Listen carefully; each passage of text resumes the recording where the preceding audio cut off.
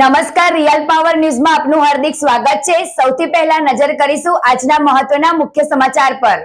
યાત્રાધામ પાવાગઢની તળેટીમાં બસ સ્ટેન્ડની આગળ માચી જવાના રસ્તા પાસે પાર્કિંગની જગ્યામાં 2 દિવસથી એક કાર પાર્ક કરેલી હતી। અમદાવાદ પૂર્વ પાસિંગ GJ27 સિરીઝની ઇનોવા કાર પાર્ક કરેલી હતી। સ્થાનિક રહીશોએ જણાવ્યા પ્રમાણે પાર્કિંગમાં કાર ચાલુ હતી અને તેનું એસી પણ ચાલુ હોવાનું જણાવ્યું હતું।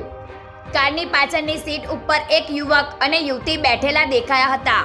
સ્થાનિકોને આ કાર બીજા દિવસે પણ તે જ જગ્યાએ નજરે દેખાતા શંકા ગઈ હતી, જે જોવા માટે લોકોના ટોળે-ટોળા ત્યાં પહોંચ્યા હતા।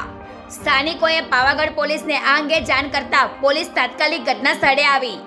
ગાડીમાં બેઠેલા યુવક અને યુવતી બંને કોઈ હલનચલન નહીં કરતા ટેકનિકલ માણસને બોલાવી ગાડીનો દરવાજો ખોલતા યુવક અને યુવતી બંને મૃત હાલતમાં મળી આવ્યા હતા। પોલીસે બંનેના મૃતદેહને હાલોલ રેફરલ હોસ્પિટલમાં PM માટે મોકલી આપ્યા હતા અને બંને મૃતકોની ઓળખ માટે પ્રયાસો હાથ ધર્યા હતા।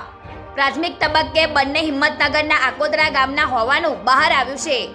પોલીસે ગાડી નંબરના આધારે વધુ તપાસ હાથ ધરી છે। બ્રિજેશ નાથ બાવાનો report, real power news, Halol, Pavagadh.